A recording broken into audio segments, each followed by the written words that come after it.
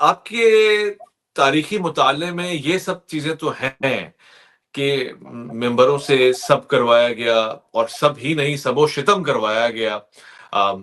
اگر صرف بات یہیں تک ہوتی تو شاید ہم کہتے ہیں کہ سب کا معنی کوئی نوبل پرائز دینا ہو سکتا ہے۔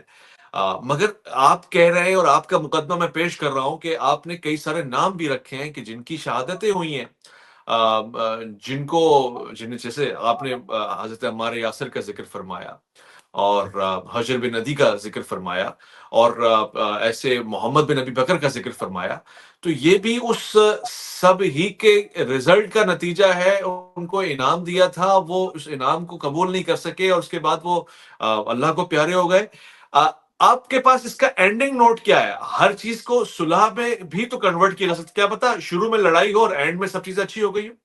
جزاکم اللہ خیرہ اویس بھائی، آپ دیکھیے کہ جب لغوی معنی نکالی جاتی ہے تو اپنی مرضی کی تو نہیں نکالی جاتی۔ میں انہیں چیلنج کرتا ہوں کہ کہیں بھی لفظ سب کا معنی جو ہے گالی سے ہٹ کر کچھ اور دکھائیں، ٹھیک ہے؟ سب کے معنی تنقید دکھائیں، سب کے معنی جو ہے وہ دکھائیں اصلاح کرنا دکھائیں، سب کے معنی جو ہے وہ دکھائیں۔ اب دیکھیں قرآن مجید کی طرف آتا ہوں۔ سورہ انعام قرآن مجید کا سورہ ہے، آیت نمبر 108 ہے۔ قرآن کیا کہتا ہے؟ وَلَا تَسُبُّوا الَّذِينَ يَدْعُونَ مِن دُونِ اللَّهِ فَيَسُبُّوا اللَّهَ عَدْوًا بِغَيْرِ علم، تم ان کے بتوں کو گالیاں نہ دو۔ اب اگر یہاں پر ان کا معنی لیا جائے تنقید نہیں کرو، بتوں سے نہیں روکو، اور یہ تو پھر تو تبلیغی رک جائے گی آپ کی۔ یہاں سب سے مراد گالیاں ہیں، گالیاں، جو بھی آپ قرآن کی کا ترجمہ اٹھائیں گے وہ۔ اب انہوں نے یہ کہا، میں ان کے سامنے صحیح مسلم کی روایت نمبر 6220 ان کے سامنے بیان کرتا ہوں۔ 2020 کیا ہے؟ اور وہ روایت یوں ہے، قال امر معاویہ بن ابی سفیان۔ امر کہتے ہیں، راوی کہتا ہے کہ معاویہ ابن ابی سفیان نے امر کیا، کس کو؟ سعد کو۔ فقال ما منعک ان تسب ابا تراب، کون سی چیز تمہیں منع کرتی ہے کہ تم جو ہے ابا تراب پر لعنت نہیں کرتے، اور معاف کیجیے سب نہیں کرتے؟ اب اگر اب اگر سب گالی مراد نہ ہوتی تو آگے والا کہتا نا کہ میں تنقید نہیں کرتا، اور نہیں، بلکہ آگے وہ کہتے ہیں کہ میرے نزدیک علی کی 3 فضیلتیں ایسی ہیں جو میں کسی میں بھی نہیں پاتا، اور اس کی وجہ سے مجھے میرا ضمیر یعنی مفہوم روایت بتا رہا ہوں، پوری طولانی روایت اس کی طرف نہیں جاتا، میرا ضمیر مجھے اجازت نہیں دیتا کہ میں سب کروں۔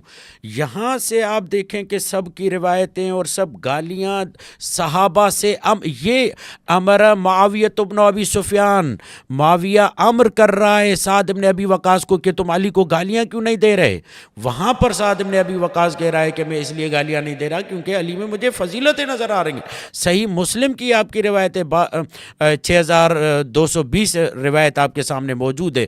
اگر وہ گالی سب کو گالی نہیں سمجھتا تو کہہ دیتا چلو ٹھیک ہے، میں علی پر تنقید کر دیتا ہوں۔ بھائی آپ انکار نہیں کر سکتے، آپ کی 58 کتابوں میں موجود ہے کہ آپ کس طریقے سے علی مولا کو گالیاں دیتے تھے۔ ایک مرتبہ ابن عباس رضی اللہ تعالی عنہ موجود تھے، اور وہ عالم بڑھاپے میں تھے، تو ان کے کانوں تک کچھ آوازیں پہنچی، تو کہا کہ مجھے ذرا ان لوگوں کے پاس پہنچاؤ۔ تو جب پہنچے، ابن عباس بڑھاپے کے عالم میں تھے، تو کہا کہ میں تم سے ایک سوال کرتا ہوں، مجھے جانتے ہو؟ کہا آپ کو جانتے، آپ عبر الامہ ہیں، آپ مفسر قرآن ہیں، واہ۔ تو انہوں نے کہا کہ کیا تم میں سے کوئی پسند کرے گا کہ اللہ کو گالی دے؟ کہا یہ کیوں کر ہو سکتا ہے، معاذ اللہ، نعوذ باللہ، خاکم بدان جسے کہتے ہیں ہم فارسی میں۔ کہا تم میں سے کوئی پسند کرتا ہے کہ رسول کو گالی دے؟ کہا نہیں، ایسا نہیں ہوتا۔ پھر اس کے بعد ابن عباس یہ کہتے ہیں کہ میں نے، عبداللہ ابن عباس یہ کہتے ہیں، میں نے رسول خدا صلی اللہ علیہ وآلہ وسلم سے یہ جملہ سنا، لا تسبوا علیا ان علی ممسوس فی ذات اللہ، خبردار علی کو گالیاں نہیں دو، علی خدا کی ذات میں فنا ہے، محو ہے، اور علی کو گالی دینا رسول کو گالی دینا ہے، اور رسول کو گالی دینا خدا کو گالی دینا، یہ روایتیں، یہ آیتیں موجود ہیں فضائل اہل بیت میں. آپ جتنی بھی کوشش کریں انہیں بچانے کی، کتب اور پھر وہی ہم پر جو پابندیاں ہیں، ان پابندیوں کی وجہ سے ہم مجبور ہیں کہ کس طریقے سے عمر ابن سعد جو ہے مولا علی پہ اور اہل بیت کو گالیاں دیتا تھا، کس طریقے سے مروان جو ہے گالیاں دیتا تھا اہل بیت کو، کس طریقے سے ان لوگوں نے باقاعدہ وظیفے جمع کیے ہوئے تھے، وظیفے دیے جاتے تھے ان لوگوں کو جو زیادہ سے زیادہ اہل بیت پر.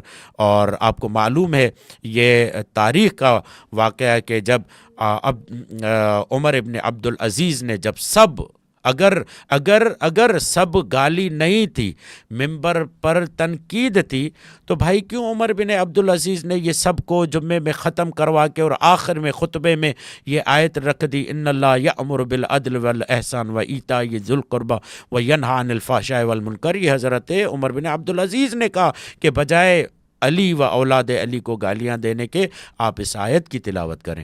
تو یہ تاریخی شواہد ہیں، تاریخی باتیں ہیں، ہم آپ کی کتابوں سے دکھاتے ہیں بھائی جان.